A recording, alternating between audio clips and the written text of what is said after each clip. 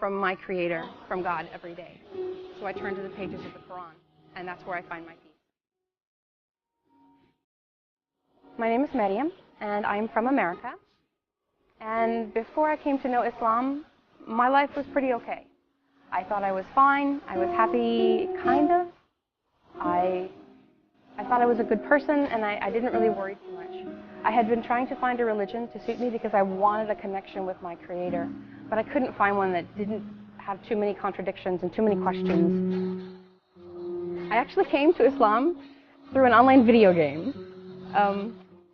I had seen one girl in my university who wore hijab, and I watched her every day, and I kind of fell in love with the idea of hijab. There was a time when she spoke to a classmate and explained why she wore the hijab, and I just fell in love with the idea of somebody being judged for who they are instead of what they look like. And then later, while I was in this video game, I found a group of men in the game that treated people very differently. They had a lot of respect for people, and especially respect for women. And one of those men came to me one day and said, "You need to be a Muslim." I didn't even know how to respond to that. It had never been something I'd ever considered. And I told him that, and he said, "Then just read."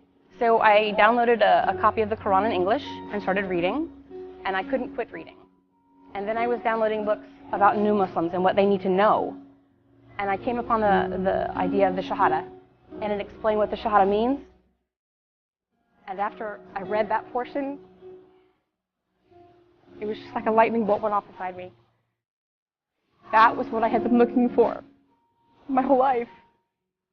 The idea that there is a God, but He's just the one God.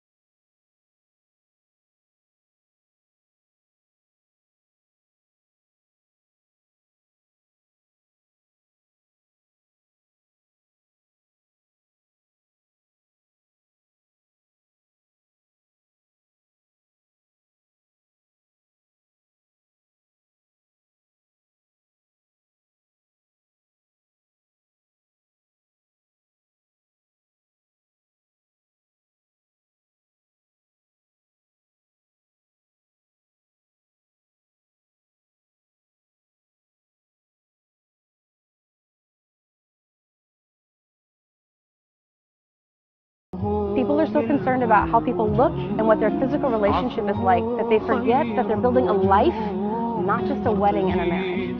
They're building a life. So slow down. Look objectively at your soon-to-be husband or wife. Look at them and see how they engage the world. Are they praying like you do? Are they as excited about their deen as you are? Do they learn at the same speed that you do? Because if they don't do those things the same as you do, it's going to set you up for conflict.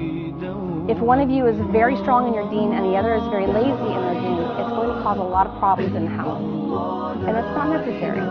Pay attention to those things and be objective. Don't jump into love before you know that this is going to work for you. Slow down. Allah gave us these rules for a reason, and they work when it's done correctly.